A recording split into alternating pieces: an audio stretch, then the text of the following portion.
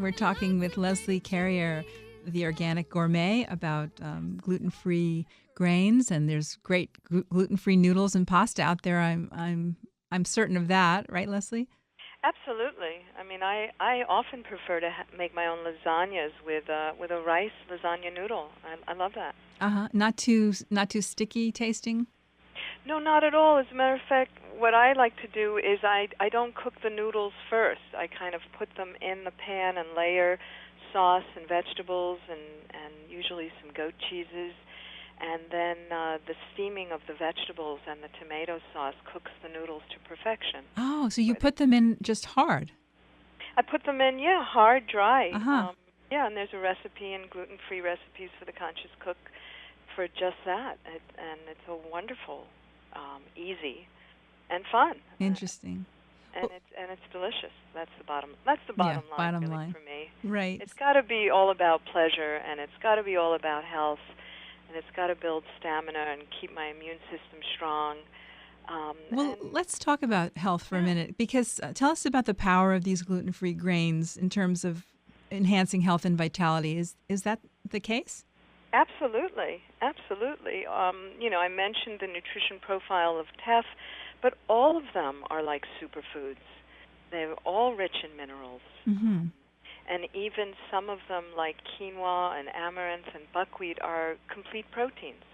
So it would seem like a perfect idea for anybody, even if they're not gluten intolerant, to switch over to these non-gluten grains, because with the chance of having like a hidden subclinical, gluten intolerance that could be affecting your immunity, it just seems to be an easy switch, that people should think about making. Absolutely. As we've said earlier in the show, I'm not gluten-free. I mean, I'm eating these grains for pleasure, for energy, for stamina. They're just mineral-rich, tasty foods that civilizations have based their cultures around. That's the interesting history of ancient grains. Various different cultures, they worship these. They built their lives around harvesting them, cooking them, built rituals, built community. They're loaded with minerals and vitamins and important amino acids. It's kind of a no-brainer once you start to taste them. Right. Now, tell us a little bit about the way food is grown and how it affects our health and vitality.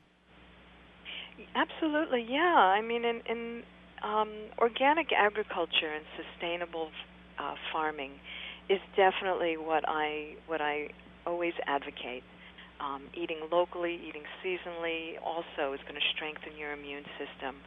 And when you're eating food that's been grown not only with loving hands, but has been grown, by humans, not with some aerial plane spraying all these toxic poisons over the field.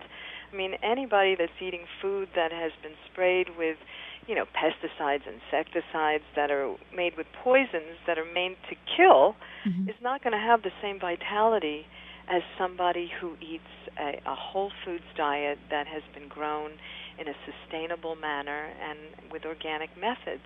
As a matter of fact, one of the wonderful things about these gluten-free grains is they can grow organically. And even if you were to use those awful toxic pesticides and so forth, they need minimal amounts. They can grow in mountainous regions, in dry regions, in wet regions. They're actually, that's the wonderful thing about them. The only thing about a lot of the wheats that people are eating more commonly is they generally, are being mass-produced, genetically modified, right, with all these poisons. And that might be the reason that some people have more of a gluten intolerance than others. Right. Now, they don't digest that. I've heard from friends who've been to Europe, and they said that they can eat wheat there and don't have a problem, but when grown in this country, it seems to bother them more. Have you heard that? Yes, I actually have heard that from a naturopath, holistic doctor. He felt that, and I've known it for myself, because I joined a grain CSA here, a supported agricultural community farm. And right after I finished Gluten-Free Recipes for the Conscious Cook, the harvest came in, and I got all these local wheats, and I was like, oh my gosh, these taste better than even the organic wheat that I'm getting, in a natural food supermarket. And so what's happened in our country is we had this bogus green revolution, which they figured out which wheats had the highest yields, and they started mass growing those. And those weren't necessarily the tastiest or the most nutritious. And then, of course, they applied so many chemicals and genetic modifications that, anyone that, goes out to eat, kind of takes their life in their own hands if they don't go to a restaurant that supports local, seasonal, and organic foods. Now, do you think this is one of the reasons that celiac disease is on the rise because of the way our food is grown? I think so. Of course, I'm not a medical doctor. I just know that I would say that I would think that that's why a lot of people's immune systems are getting compromised, because they're eating food that's tainted. It's not the whole food, and it's not been grown in a way that respects the person eating it and respects the planet. And that's eventually going to just create havoc in one's health as well as, our carbon footprints too. Right. So in addition to these powerful gluten-free grains, can you recommend any other foods that we should include in our diets to enhance our immune system or maybe build strong bones, for example? Yes. Well, let me address superfoods and strong bones. I'll start with the superfoods. Sea vegetables, I think, are wonderful, and they're also great for building strong bones. And I include recipes in the book, cooking beans from scratch with sea vegetables, or, having those nori rice roll recipes, the vegetarian sushi that I mentioned. Sea vegetables, again, super high in every mineral and vitamin under the sun. So sea vegetables are things like kombu and nori, and what else? Well, on the West Coast, you've got a wonderful sea vegetable called sea palm and various different kombus.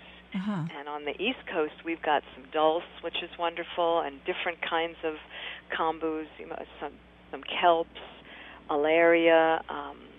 We've also got, from Japan, there's an arame and a hajiki. So most countries that are on the sea, Ireland, for instance, they've been using sea vegetables, for centuries.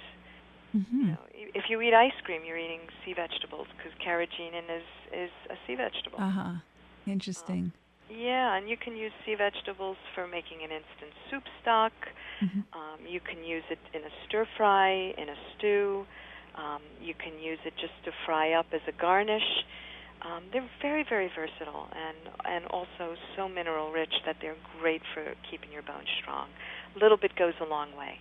Right. Other foods that I love eating that are superfoods are like hemp seeds. I've got a hemp seed pesto, which is really delicious.